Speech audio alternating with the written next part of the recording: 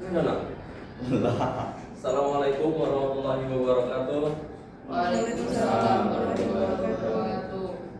Apa kabar semuanya? Alhamdulillah baik. Alhamdulillah. Baiklah, di sini Bapak akan menjelaskan tentang pernikahan dalam Islam untuk membangun fondasi keluarga yang sakinah, mawaddah, dan warahmah. Jadi materi yang akan kita bahas yang pertama yaitu mengenai fondasi dan khitbah. Terus yang kedua ada konsep mahram. Terus yang ketiga ada rukun dan kafaah. Dan yang keempat ada wali dan saksi. Yang kelima ada akad dan mahar. Dan yang terakhir ada hak dan hikmah. Jadi pengertian dan hukum dalam pernikahan adalah ikatan lahir batin antara seorang pria dan wanita sebagai suami istri dengan tujuan membentuk keluarga yang bahagia yang diridhoi oleh Allah Subhanahu wa taala. Namun adapun hukum adalah asalnya adalah mubah atau sunnah. Namun dapat digeser menjadi wajib jika khawatir dalam perbuatan zina. Makruh yaitu belum mampu batin atau dalam istilah menafkahi. Hukum juga bisa haram apa ada niatan buruk dari seorang laki-laki maupun seorang perempuan. Nah, tujuan dari pernikahan ini adalah yaitu menjalankan perintah Allah, mengikuti sunnah Rasulullah SAW, mendapatkan ketenangan jiwa, melestarikan keturunan yang soleh, serta menjaga kehormatan diri dari godaan maksiat. Terus yang kedua ada ketentuan khitbah. Apakah itu khitbah? Yaitu peminangan, merupakan pintu gerbang menuju ikatan suci yang dilandasi cinta. Khitbah juga melainkan janji untuk menikah. Wanita yang boleh dipinang adalah yang sedang tidak dalam pinangan orang lain atau dalam masa iddahnya. Kemudian ada konsep mahram dalam Islam. Syariat Islam mengatur pelarangan pernikahan demi menjaga kesetiaan nasab dan kehormatan keluarga. Golongan wanita yang haram dinikahi terbagi menjadi 4. Yang pertama mahram selamanya, yaitu mu'abbad.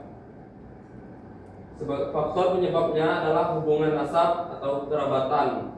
Contoh anggota keluarga, ibu kandung, anak perempuan, saudara perempuan, ataupun bibi. Terus yang kedua ada mahram selamanya, yaitu faktor penyebabnya adalah hubungan rada'ah atau persusuan. Ibu yang menyusui dan saudara perempuan di persusuan. Terus ada faktornya hubungan muasarah, yaitu pernikahan ibu mertua, anak tiri jika sudah didukul, menantu. Terus yang keempat ada faktor keadaan atau kondisi tertentu seperti saudara ipar, itu tidak boleh dimandu bersama kakaknya ataupun wanita bersuami. Terus itu mengenai rukun dan ataupun prinsip kafaah. Rukun nikah ada 5. Yang pertama calon, harus ada calon ataupun ada calon suami ataupun ada calon istri. Terus yang ketiga ada wali nasab atau hakim. Terus yang keempat ada 2 orang saksi. Terus yang kelima ada sigot atau ijab kabul, biasanya disebut. Terus ada syarat sah pernikahan. Kedua belah pihak beragama Islam, yang jelas ya. Terus identitasnya tidak dalam paksaan. Terus ada berihram. Terus yang terakhir serta bukan mahram bagi satu sama lain. Terus ada prinsip kafaah. Prinsip kafaah ini adalah berarti kesetaraan atau keseimbangan antara calon suami dan calon istri. Kriteria utama kafaah dalam Islam adalah kualitas agama dan akhlak yang mulia. Baiklah, selanjutnya yaitu ada wali dan saksi dalam pilar akad nikah. Yang pertama ada kedudukan wali nikah. Kehadiran wali merupakan pilar keabsahan atau sahnya nikah. Berdasarkan urutan nasab, wali mujbir atau ayah atau kakek memiliki prioritas utama sebelum beralih ke wali hakim apabila terjadi enggan. Terus yang kedua ada peran dua orang saksi, yang mana saksi bertindak sebagai pengesahan hukum secara syariat, secara syar'i. Syarat mutlak saksi adalah muslim, laki-laki, harus balik, berakal sehat, merdeka, dan adil, tidak fasik. Terus ada pembahasan tentang akad nikah dan mahar. Yang pertama ada ijab kabul dan mahar. Ijab kabul adalah penyerahan dari wali, dan kabul adalah penerimaannya dari calon suami dalam satu majelis tanpa jeda waktu yang merusak akad.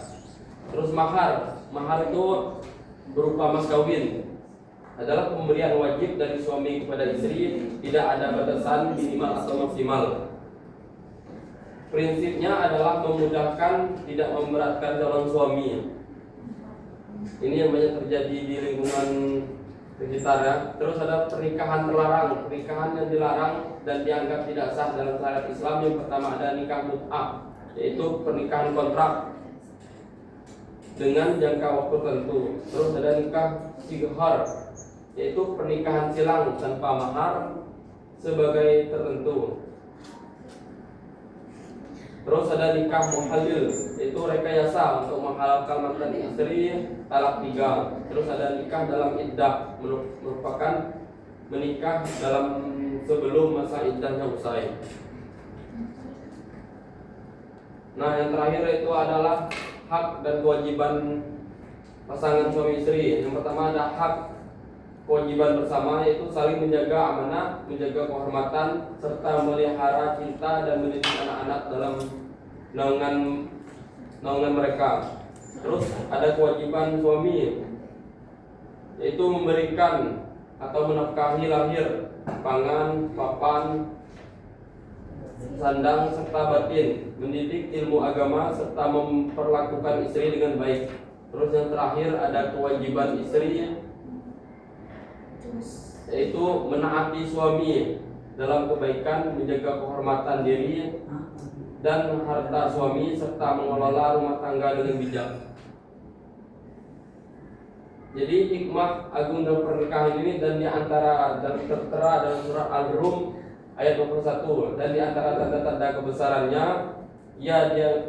ialah dia menciptakan pasangan untukmu dan jenismu sendiri, agar kamu cenderung dan merasa tentram kepadanya, dan dia menjadikan di antaramu rasa kasih dan sayang.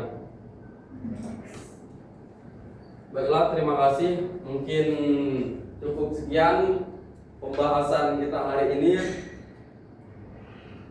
Baiklah, selanjutnya mengenai evaluasi, Bapak akan bertanya kepada murid-murid mengenai pembahasan kita pada hari ini.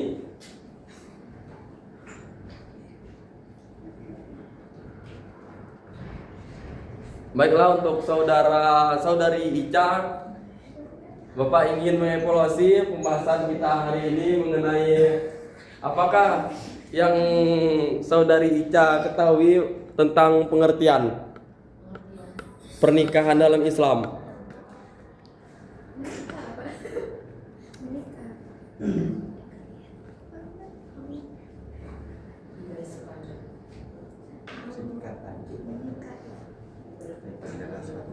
Ibadah terpanjang di dalam Islam, Pak. Apa? Menjaga kehormatan dari godaan maksiat, menjalankan perintah Allah. Baiklah, untuk saudari Ica, terima kasih atas jawabannya.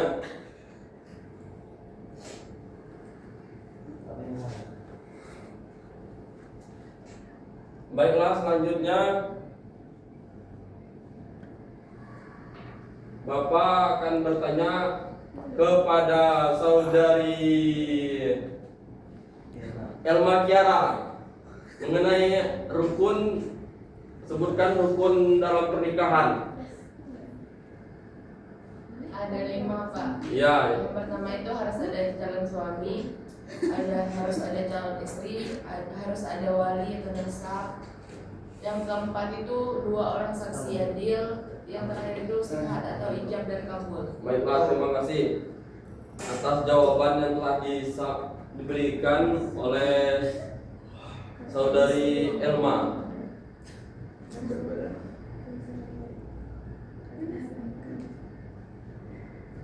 Nah, selanjutnya Bapak ingin bertanya kepada Saudara Deni mengenai ijab. Apa itu ijab?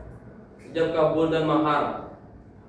Nah, kalau untuk ijab Pak, itu adalah menyerahkan dari wali dan kabul adalah penerimaan dari calon suami dalam satu majelis tanpa jeda waktu yang merusak akad. Nah, sedangkan mahar Pak, mahar itu kata lainnya itu mas kawin Pak. Nah, mahar mas kawin berarti memberikan wajib dari suami kepada istri, tidak ada batasan minimal atau maksimal. Prinsipnya adalah memudahkan dan tidak memberatkan calon suami. Baiklah, mungkin anak-anak sudah mengerti ya pembahasan kita mengenai pembahasan kita hari ini. Mungkin cukup sekian. Bapak akhiri. Wassalamualaikum warahmatullahi wabarakatuh. Waalaikumsalam warahmatullahi wabarakatuh. Jangan dikeluar. Wow. Jadi